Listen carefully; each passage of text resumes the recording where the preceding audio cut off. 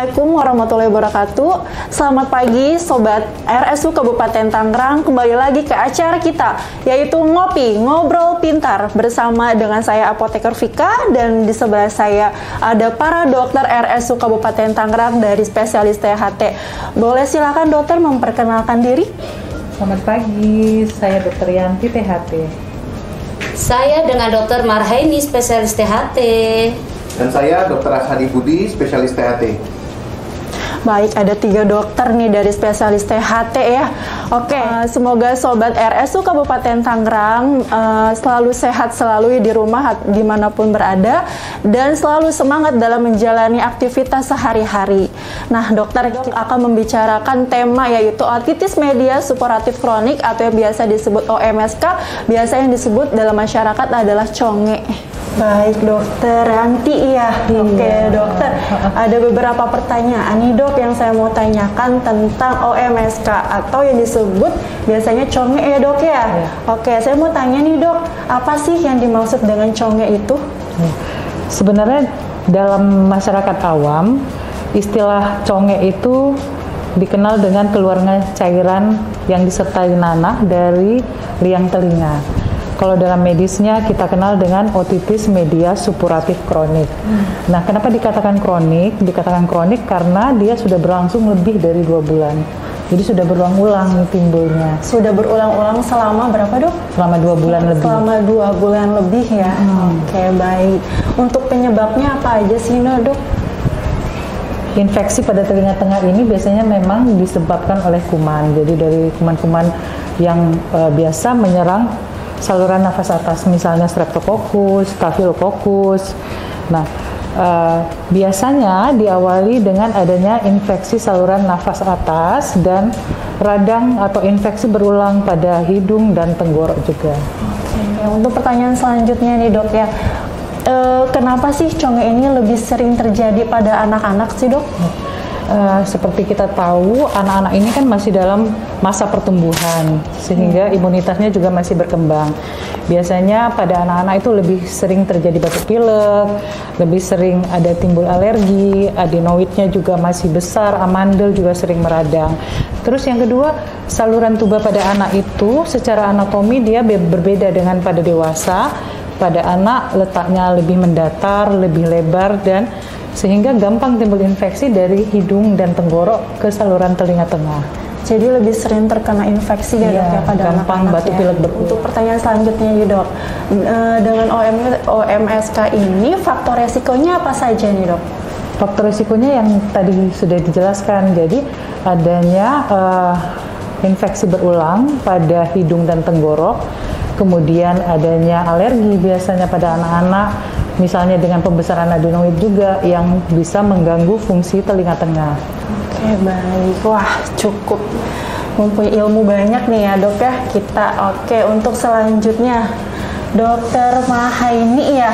Oke dokter, mau tanya nih dok, suatu pertanyaan dari materi kita ya, atau juga tema kita OMSK ini. Nah, untuk penyembuhannya bagaimana sih nih dok? Untuk penyembuhan OMSK atau conge itu ada beberapa tahap ya. Conge itu ada yang masih awal dan ada yang sudah berlanjut. Kalau masih awal itu masih bisa kita obati dengan obat-obatan, yaitu misalnya kita berikan obat tetes telinga dan obat untuk yang diminum. Yang diminum itu misalnya penyebabnya adalah bakteri, kita berikan antibiotik. Kalau untuk anak-anak kita berikan antibiotik sirup, kalau dewasa kita berikan tablet. Selain itu penyebabnya, misalnya penyebabnya adalah pilek atau batuk, makanya sekalian kita berikan juga obat-obatan, misalnya obat untuk pilek dan batuk, yaitu dekongestan, kemudian anti alergi, kemudian kalau batuk kita kasih antitusif, seperti itu.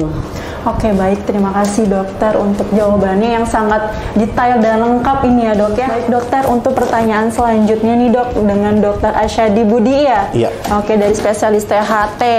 Nah, untuk pertanyaannya nih dok, bagaimana sih tata laksana pada penyakit conge ini dok? Oke. Prinsipnya penyakit conge atau yang disebut juga otitis media supuratif kronik ini, penyakit ini dikenal dengan istilah conge di masyarakat. Namun sebenar-benarnya penyakit ini dibagi dua tahap.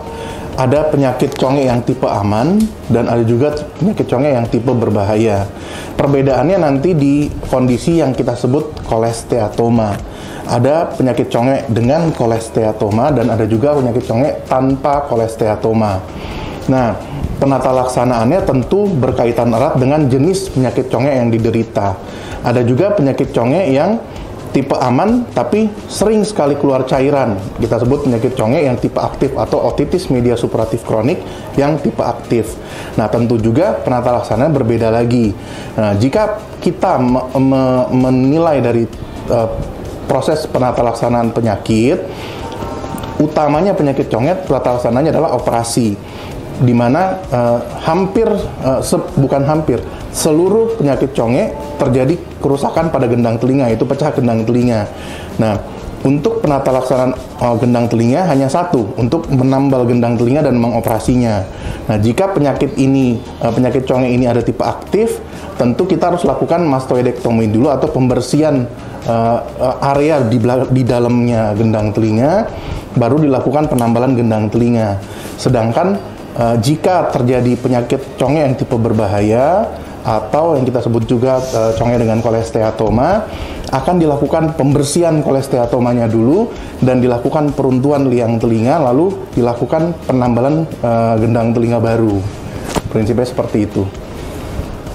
Baik dokter, untuk kondisi pendengarannya selanjutnya bagaimana ya dok ya?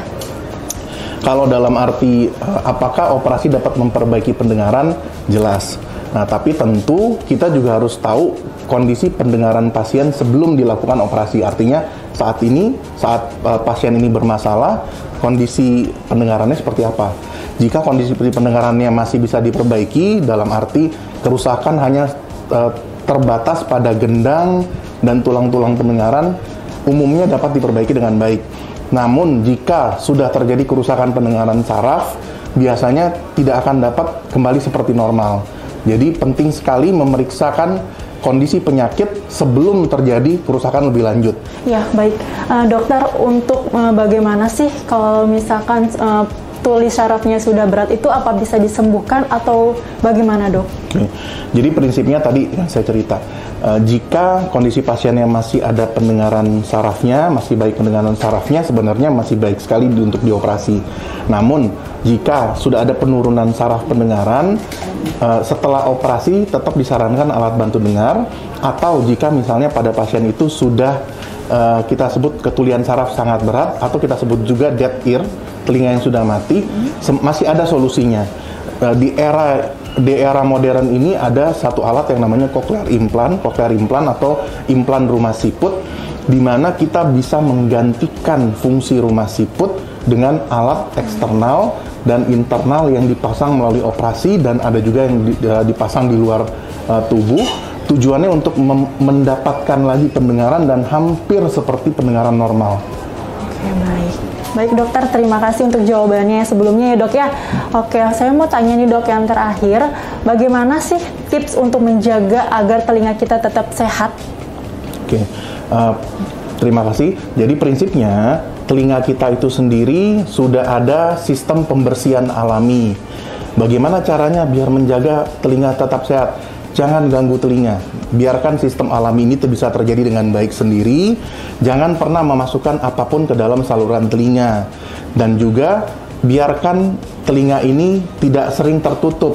Misalnya dengan earphone, itu tidak terlalu baik untuk pendengaran, dan jangan terlalu sering dengar suara yang keras-keras, misalnya musik keras, apalagi sambil ditinggal tidur.